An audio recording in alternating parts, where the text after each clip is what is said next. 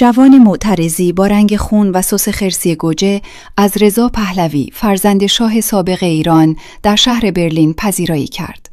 کار این جوان اعتراضی نمادین بود به کسی که برای درخواست شروع جنگ با ایران تور اروپایی گرفته است. این جوان با یک اعتراض نمادین و تحقیرآمیز توجه رسانه‌ای فوری و زیادی را ایجاد کرد. بالاخره عده‌ای لابیگری یا سخنرانی می کنند، عده‌ای فحش می دهند، عده‌ای تحلیل می نویسند. گاهی هم یک نفر پیدا می شود که با سس یا کفش یا تخم مرغ اعتراض خود را بیان می کند. تمدن بشری بعد از هزاران سال هنوز گاهی به همین سطح نمادین برمی گردد، اما بادیگاردها و پلیس‌ها بر سرش می ریزند. کمی خنده‌دار است و البته کمی هم تلخ. 1. پلیس آلمان میگوید که تعداد سلطنت طلبها در تظاهرات حمایتی از رضا پهلوی در برلین 9000 نفر بوده است. این در حالی است که فقط در آلمان 319,000 ایرانی زندگی می کند. یعنی دیروز حتی از میان جمعیت ایرانی ساکن آلمان فقط 2.8% آمده بودند. ما میگوییم 3%. بعد رضا پهلوی عصبانی می شود وقتی خبرنگار از او می پرسد فکت و دلیلش چیست که خودش را رهبر کل مردم ایران می نامد. دیروز در مواجهه با خبرنگاران تلاش کرد مثل ترامپ رفتار کند. به یکی از خبرنگاران زن گفت تو زیادی سوال کردی، بشین. که او ادامه داد و گفت در تلویزیون فرانسه هم گفتی از حملات جنگی به کشورت حمایت می کنی. که با خشم گفت بله میکنم. در آلمان این رفتارها بسیار قبیح است. ما هنوز ترامپی نداریم که جامعه آلمان را این چنین به عقب برگردانده باشد. 2. از دیروز که دانشجوی ایرانی در برلین به رضا پهلوی به نشانه اعتراض سس گوجه فرنگی زده است، مطالعه جنبش سلطنت طلب برای مواجهه با این رویداد مهم و جالب است. به طور مثال وقتی در آلمان به یوشکا فیشر در جریان جنگ بالکان تخم مرغ گندیده زدند، یا در کنگره حزب سبز مردی بلند شد و لخت در سالن کنگره راه رفت، این حزب به طور جدی شروع به بازبینی خودش و سیاستش در حمایت از جنگ کرد. بازخورد اجتماعی این اعتراض در سطح جامعه ریزش حزب سبز بود. وقتی در عراق به سمت جورج بوش لنگه کفش پرتاب کردند، رسانه‌های مهم جهان درباره اهمیت مقابله مردم خاورمیانه علیه جنگ نوشتند. کسی خودش را مشغول چند و چون این رویداد معین نکرد. سوال این که چرا این کار صورت می‌گیرد همیشه در فوکوس جنبش‌ها و رسانه‌ها قرار دارد. همین امروز رسانه‌های آلمان هم از این اقدام به عنوان سمبل اعتراض به سیاست‌های رضا پهلوی نام بردند. معنی این ارزیابی این نیست که آی زنده باد جنبش پرتاب سس گوجه فرنگی. در غرب از این اقدام به عنوان سمبل اعتراضی نام میبرند، با وجودی که در دموکراسی‌های غربی گفتار و زبان برای اعتراض هنوز در درجه اول اهمیت است، چرا که اینجا هم آزادی بیان وجود دارد، البته با شرط و شروط. هم اینکه سیاستمداران حواسشان هست که عدم پاسخگویی کار را از گفتار توسط مخالفان فراتر خواهد برد. برای همین اینجا سنت مناظره، گردهمایی مطبوعاتی و غیره وجود دارد. نه مثل ایران که شما اسلحه باید دستت بگیری تا حکومت را پایین بکشی.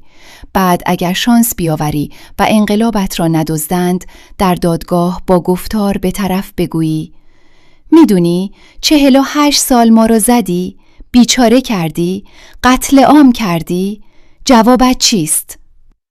رضا پهلوی تا همین الان یک مصاحبه مطبوعاتی به زبان فارسی نداشته که خودش را در معرض سوالات انتقادی قرار بدهد. 3. جنبش سلطنت طلب با این رویداد چگونه مواجه شد؟ سلطنت طلب نمیتواند به مخالف خودش که سس گوجه پرت کرده بگوید چرا میدان گفتار را برای اعتراض ول کردی و پایت را فراتر گذاشتی. این نوع مواجه باعث خنده حضار خواهد شد. شما الان به مخالفین رضا پهلوی در مواجههشان با این رویداد نگاه کنید. به اینها یادآوری می‌کنند که فاز دموکراسی و گفتار و دیالوگ بر ندارند، چون دستشان رو شده. به صورت نرگس محمدی سنگ پرتاب کردند وقتی ماها اعتراض کردیم. به نرگس محمدی گفتند حقت بود. به سپیده قلیان گفتند حقت بود. در کانادا آدم کشتند. پلیس بین‌المللی الان این جنبش را به عنوان جنبشی که ظرفیت خشونت دارد میشناسد. سوال این است: اوکی، وقتی خاکریزهای پشت سرت خراب است، خشونت طلبی، جنگ طلبی، ضد زنی، ظرفیت‌های نژاد پرستانه قوی داری، شعارهای جنبشت فاشیستی است، خودت نماد دیکتاتوری و سامانه استبدادی هستی، حال با این رویداد چه می‌کنی؟ 60 و اندی سال پیش برای دیدار محمد رضا شاه پهلوی و فرح این اتفاق افتاد. فیلمهایش هست. ساباکی‌ها با چوب و چماق از شاه و فرح حمایت و دانشجویان معترض را زدند. این خودش بدل به بحران سیاسی شد، چون که در نتیجه این خشونت یک دانشجوی آلمانی کشته شد.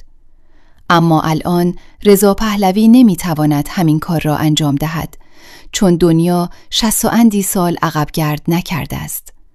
تمام رسانه‌ها منتشر می‌کنند. دنیا متوجه می‌شود. سوال این است: چاره چیست؟ از دیروز تا الان شخص رضا پهلوی در مقابل این رویداد هیچ عکس‌العملی نداشته است. هیچ اطلاعیه‌ای نداده، هیچ حرفی نزده است. این یک اصل مهم در شیوه رهبری و منیجمنت رضا پهلوی است. رهبر نارهبر، کسی که همیشه عقب است، کسی که اجازه می‌دهد خلوت سکوتش را شعبان بی‌مخا پر کنند. در جنبش سلطنت طلب همیشه در مومنتوم‌های مهم خلأ رهبری وجود دارد. هر حزب سیاسی و هر جنبشی بود تا الان فوری رهبرش ابراز نظر کرده بود تا جنبش را آرام کند، هدایت کند، رهبری کند. ولی این پسر مامان که اصلاً ظرفیت رهبری و کاریسمای لیدری ندارد، نشسته دارد نگاه می کند. فوقش زنش را جلو می فرستد دوباره شعار مرگ به مخالفین بدهد. در این سکته رهبری در جنبش، آن وقت لومپن‌ترین، فاسدترین، خشن‌ترین اراذل اوباش از حاشیه به متن آمده میداندار می شوند. شما نگاه کنید از دیروز تا حالا چقدر توییت و ویدئو از افراد سلطنت طلب منتشر شده که رسمی و علنی پدرام حسین مطرب را تهدید به ترور و قتل و تجاوز کردند. همینجا از همه دوستان می‌خواهم این ویدئوها را با اسم و رسم افراد برای مرکز جنایات سایبری پلیس آلمان ارسال کنند، چون این واقعه مهم است. ظرفیت‌های تروریستی نهفته در این جنبش را در غرب برملا می‌کند. یعنی ته ماجرا که این مواجهه را تحصیل می‌کنید، می‌بینید جنبش سلطنت طلب از لحاظ ظرفیت‌های خشن خود یک حلقه مهم جلو آمد. من حتی یک ویدئو از افرادی که در میانه وجود دارند سلطنت طلب خجولند، الان خیلی رمانتیک شدند و سنگ عدم خشونت به سینه میزنند ندیدم که بگوید چرا این دانشجو این کار را کرده. حتی ندیدم به لومپن‌های جنبش سلطنت طلب بگوید اینجا قانون هست، لابد این دانشجو را جریمه می‌کنند و سعی کنید آرام باشید. سعی کنید موازین دموکراسی اینجا را خط قرمز خودتان بگیرید، نه شکنجه آپولو توسط ساواک در اوین را. شما یک لحظه تصور کنید این اتفاق اگر در زمان زمامداری شاه می افتاد، الان پدرام حسین مطرب اول شکنجه و مورد تجاوز گروهی قرار گرفته بود، بعداً در ملای عام اعدام شده بود. اینها در غرب زندگی می کنند، بعد توییت می زنند که پیدایش کنید و به حسابش برسید. یارو ویدئو گذاشته خطاب به ایرانیان مقیم آلمان و گفته اول به او تجاوز کنید، بعد هم ویدئوی تجاوزتان یادتان نرود تا کسی جرأت نکند به شاه ما نگاه کند. میخواهم بگویم مواجهه باعث نشد اینها التزامشان به آزادی بیان، به نقد، به اعتراض بیشتر بشود. باعث نشد در ملای عام سعی کنند بگویند ما خیلی تولرانت هستیم، اوکی هست، اعتراض را دیدیم، به قانون واگذار کردیم ولی عبور میکنیم. نه، باعث شد ظرفیت‌های هنوز پنهان تروریستی خودشان را آشکارتر کنند. شما فکرش را بکنید، پرتاب سس گوجه فرنگی کجا؟ تهدید به قتل و تجاوز کجا؟ تازه خودشان هم شایع کردند که گویا اتفاقاً این دانشجوی هنر برلین از پادشاهی خواهان بوده است. 4. من در تاریخ این مملکت یادم نمی آید سلطنت طلب جنبش علیه اسید پاشیدن به صورت زنان این کشور راه انداخته باشد. شما همچون چیزی سراغ دارید؟ این جنبش که اتفاقاً یکی از مختصات بافت آن استبدادی و دیکتاتوری خشن محسوب می شود، تنها و فقط برای پیشوایش، برای شاهش غیرتی می شود. بی خود نیست که مابقی جمعیت 300 و اندی هزار ایرانیان آلمان به تظاهرات حمایتی برلین نرفتند. تازه همانها هم از کشورهای مختلف جمع‌آوری شده بودند. اتفاقی که کمتر دیده شد این بود که رضا پهلوی ریزش کرده است. ریزش را در این رویداد سس گوجه فرنگی پنهان کردند.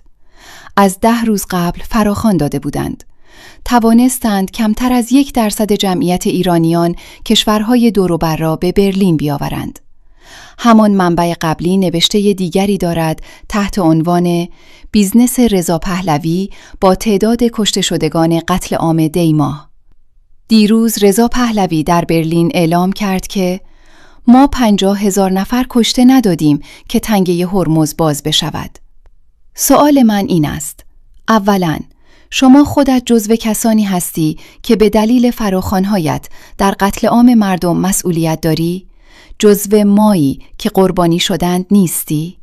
دوماً این آمار 50,000 کشته را رضا پهلوی از کجا آورده است؟ چرا تعداد کشته شده ها را دلبخواهی افزایش می دهد؟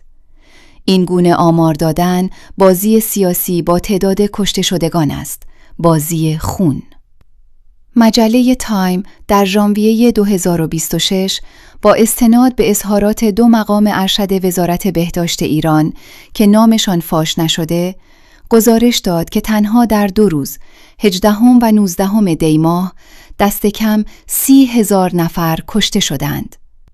روزنامه گاردین بر اساس تخمین‌های پزشکان و منابع میدانی رقم جانباختگان را بیش از 30,000 نفر برآورد کرد و خاطر نشان کرد که ممکن است کمتر از 10% این مرگ‌ها رسماً ثبت شده باشد. ایران اینترنشنال را ما اصلاً جزو یک منبع قابل اعتماد و اعتبار حساب نمی کنیم، چون شبکه‌ای که ویدئو دستکاری می کند شعار به نفع رضا پهلوی رویش می گذارد، هر دروغی را هم درباره کشته شدگان می تواند بگوید. نهادهای حقوق بشری معتبر: خبرگزاری هرانا تا اسفند 1404 کشته شدن 7007 نفر را به طور قطعی تایید و مستند کرده است، اما اعلام کرده که اسامی بیش از 11,000 نفر دیگر همچنان در دست بررسی است. منابع پزشکی مستقل: دکتر امیر پرستار گزارشی بر اساس داده‌های بیمارستانی تهیه کرده که رقم 30,304 کشته را تا اوایل بهمن 1404 ثبت کرده است. 50,000 نفر، یعنی چیزی حدود 20,000 نفر بیشتر از تعداد کشته شدگان از سوی منابع قابل اعتبار. شاید برای رضا پهلوی 20,000 جان باخته کمتر یا بیشتر مهم نباشد. برای ما و مردم مهم است. سوال این است: چرا رضا پهلوی تعداد کشته شدگان را دلبخواهی دستکاری یا بزرگ نمایی می کند؟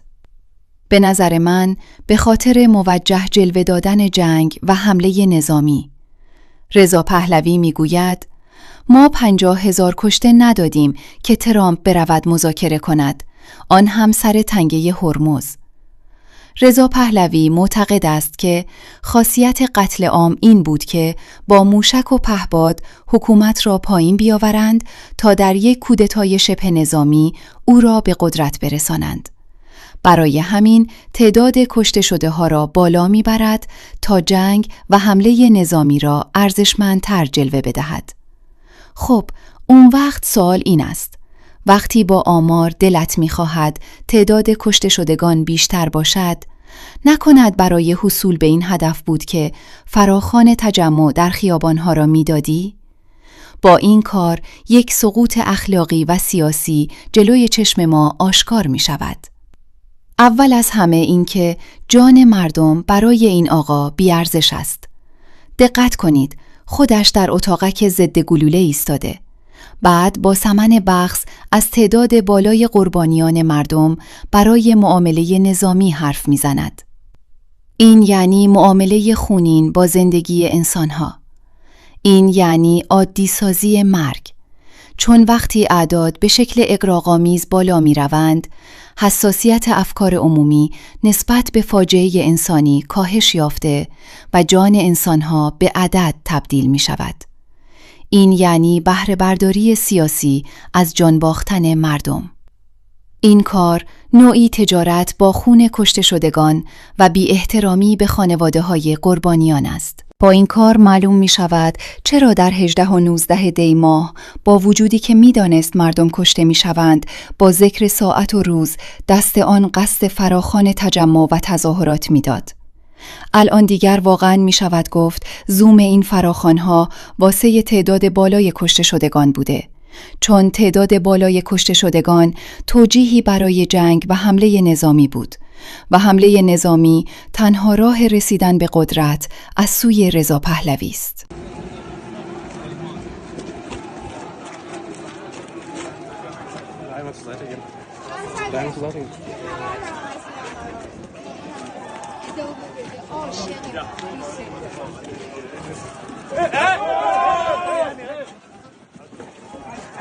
That's a